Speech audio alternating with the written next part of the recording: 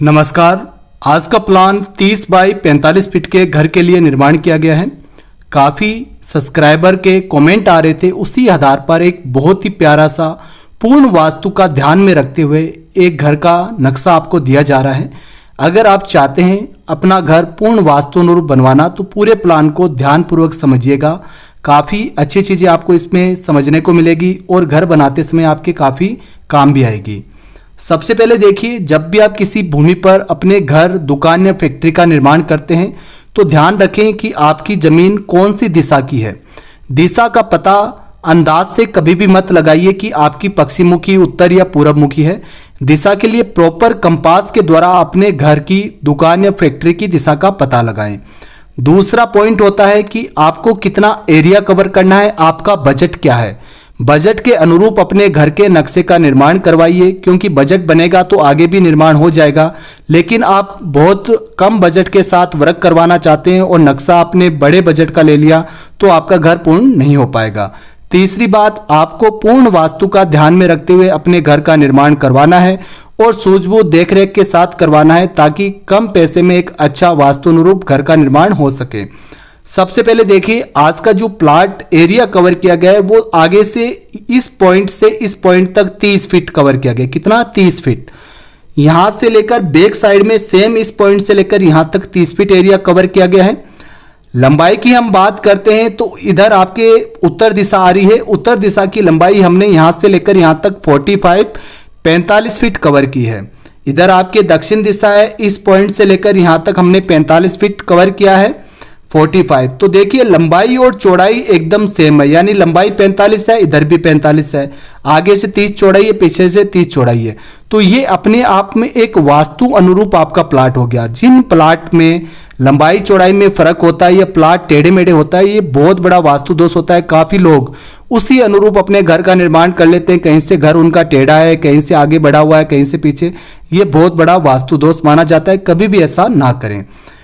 सबसे पहले देखिए, दिशा की बात करते हैं। ये प्लाट हमारा पूरब मुखी प्लाट है। कौन सा? पूरब मुखी, जो भगवान सूर्यदेव की दिशा होती है। ठीक 90 डिग्री इसके फ्रंट में सामने आ रहा है। ऐसा प्लाट वास्तु की दृष्टि से बहुत शुभ माना जाता है। अगर आपका बड़ा प्लाट है और आप इस हिसाब से अपने घर का निर्माण करते हैं तो धन धान्य, सुख समृद्धि देने वाला होता है।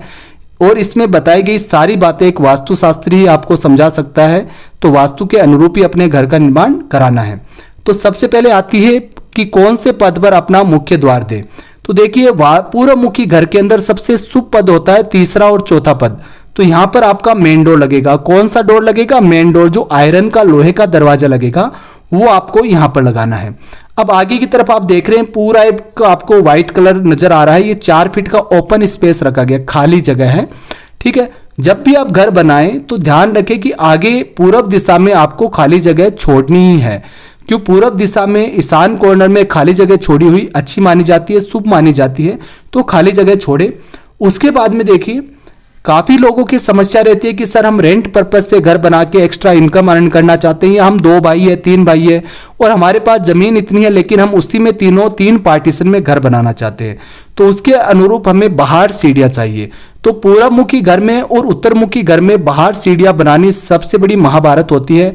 क्योंकि वास्तु का अगर आप थोड़ा भी ध्यान नहीं रखेंगे तो आपका पूरा घर, चाहे आप अंदर से वास्तु अनुरूप बना लीजिए, सिर्फ सीढ़ियों के कारण आपका घर का वास्तु एकदम खत्म हो जाएगा।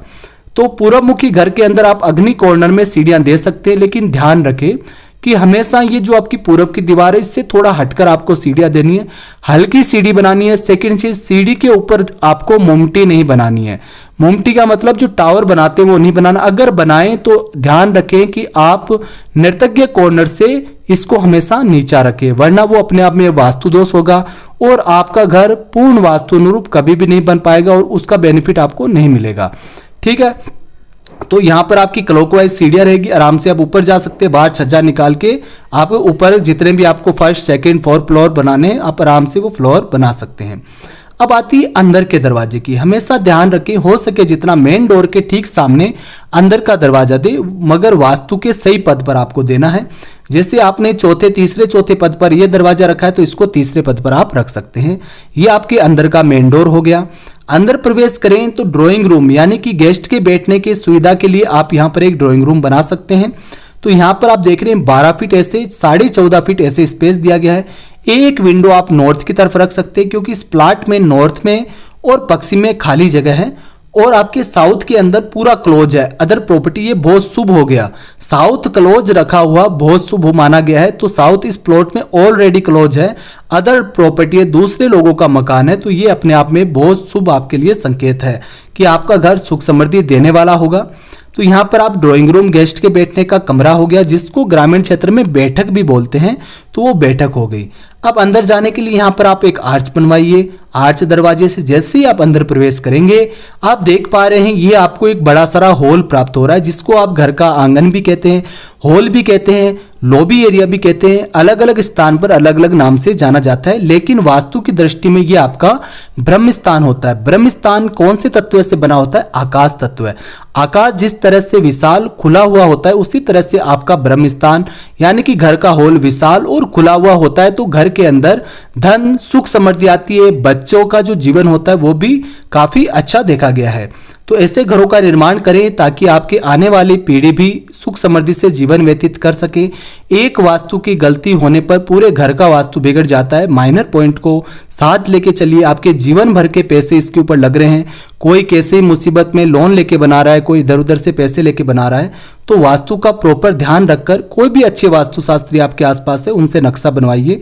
प्रॉपर वास्तु की एकदम साथ में आपको घर का निर्माण करना है। फिर देखिए इधर इस कॉर्नर में आप आते हैं तो यहाँ पर आप पूजा घर का निर्माण कर सकते हैं। पूजा घर आप ईशान कॉर्नर में भी दे सकते हैं, लेकिन पूजा घर का निर्माण आप उत्तरी ईशान में भी कर सकते हैं। वास्तु की दृष्टि से दोनों ही पॉइंट आपके लिए काफी शुभ होते हैं। जहां पर स्वास्तिक का निशान है वहीं आपको पूजा घर बनाना है। पूजा करते समय आपका मुख हमेशा पूर्व दिशा की तरफ होना चाहिए। जब आप यहाँ पर पूजा घर बनाएं, सही स्थान पर पूजा घर होगा तो पूजा पाठ का आपको उचित फल प्राप्त होगा। वेंटिलेशन के लिए एक छोटी सी विंडो आपको 2 फीट की यहाँ पर इधर निकाल देनी है। नॉर्थ में जाने के लिए आपको एक डोर देना है, सही वास्तु पद पर देना है। डोर देखिए एक आपके पूर्व में और एक उत्तर में। ऐसा घर काफी सुख समृद्धि देने वाला माना गया है और वास्तु की दृष्टि से सबसे शुभ घर इसी को कहा गया है। तो नॉर्थ में एक डोर दिया गया है ताकि आपके जब भी घर के अंदर लक्ष्मी प्रवेश करती है तो आपके उत्तरी ईशान से ही करती है। उत्तर दिशा कुबेर देव की दिशा होती है, काफी शुभ माना गया है। ऐसे घर धनाढ्य लोगों के हुआ करते हैं। तो फिर आप अंदर प्रवेश करते हैं, ठीक सामने आप देख रहे हैं एक आपको रूम प्राप्त हो रहा है। रूम आपका 10 फीट ऐसे 13 फीट ऐसे। बैक साइड में अदर प्रॉपर्टी है। रूम की एक विंडो हमने इस दरवाजे के और विंडो के सामने दे दी है। अच्छा वेंटिलेशन रहेगा और आपके काफी सुविधाजनक ये रूम रहेगा। रूम से आप इधर प्रवेश करेंगे, अग्नि कॉर्नर में आपको एक किचन प्राप्त हो रहा है। अग्नि कॉर्नर किचन बनाने के लिए सबसे उपयुक्त हो रहा है। अग्नि कॉर्नर का एक हिस्सा आपके सीढ़ी में चला गया और एक हिस्से में आपका किचन बन जाएगा, जो काफी शुभ रहेगा। कभी भी भूलकर आपको ईशान कॉर्नर में, नैर्तज्ञ कॉर्नर में या ब्रह्म स्थान में या बिना वास्तु के सही पद पर अग्नि कॉर्नर का अगर आपको पता ना है तो वहां पर अगर आप किचन का निर्माण कर लेते हैं तो वो काफी अशुभ माना गया है। घर की महिलाओं का और अन्य सदस्यों का स्वास्थ्य भी बिगड़ता है। तो यहाँ पर आपका किचन बनेगा, एक विंडो फ्रंट में रहेगी, अच्छा वेंटिलेशन आपको प्राप्त हो पाएगा। उसके बाद में इस डोर की ठीक सामने आप देख रहे हैं यहाँ पर एक आपको दरवाजा मिल रहा है। ये हमेशा नैर्तज्ञ कॉर्नर कहलाता है। नैर्तज्ञ कॉर्नर के अंदर कमरा जितना हो सके उतना आपको कवर एरिया लेना है और कभी भी नैर्तज्ञ कॉर्नर को आपको दबा हुआ नहीं छोड़ना है। जिन घरों में नैर्तज्ञ कॉर्नर दबा हुआ नीचा होता है वहां पर आपको पितृदोष देखने को मिलते हैं। ऐसा में घर के अंदर कलह, मृत्यु और रोग आदि देखने को मिलते हैं। तो ध्यान रखें कि ये रूम आपका पूर्ण वास्तु अनुरूप ही रहे। ये 13 फीट और 14 फीट काफी बड़ा रूम है। एक विंडो आप पश्चिम की तरफ खुले एरिया में दे सकते हैं। दक्षिण दिशा में जब आपको जरूरत हो तभी विंडो दे और जरूरत ना हो तो दक्षिण दिशा को इग्नोर करना उचित रहता है। फिर आप इधर प्रवेश करते हैं, एक कमरा आपको इधर प्राप्त हो रहा है। 10 बाय 13 फीट का कमरा है। पीछे की तरफ आप वेंटिलेशन विंडो और बड़ी सारी विंडो रख सकते हैं। एक विंडो चाहें तो आप फ्रंट में भी दे सकते हैं। अगर आप पीछे भी विंडो रख रहे हैं तो अच्छा वेंटिलेशन हो जाएगा। उसके बाद में देखिए काफी लोगों की ये इशू रहता है कि सर हम लेटरिन बाथरूम घर में नहीं रखना चाहते, तो उसी अनुरूप जो सब्सक्राइबर के कमेंट आ रहे थे उसी आधार में लेटरिन बाथरूम का स्थान बाहर दिया गया है, वास्तु अनुरूप दिया गया है। यहाँ पर आपका स्नान घर रहेगा 4 बाई 6.5 का। वेंटिलेशन विंडो और डोर यहाँ पर लगेगा और यहाँ पर आपका टॉयलेट बन जाएगा। जो आपका इंडियन या वेस्टर्न, आप अपनी सुविधा के अनुसार सीट यहाँ पर लगा सकते हैं 4 बाई 6.5 फीट का, और बाहर आके आराम से आप यूज कर सकते हैं। इधर का एरिया आपका पूरा खुद का ओनर का है, बैक साइड ओनर की है, सिर्फ इधर अदर प्रॉपर्टी है। फ्रंट में आपके रोड आ जाएगी। काफी सुंदर वास्तु अनुरूप ग्राउंड फ्लोर का ये प्लान आपको दिया जा रहा है। आशा करते हैं कि आपको ये प्लान बहुत अच्छा लगा होगा और वास्तु का पूरा प्रॉपर ध्यान रखकर आप अपने घर का निर्माण करके एक सुखी जीवन व्यतीत करेंगे। आज के लिए इतना ही। जय श्री कृष्णा, धन्यवाद।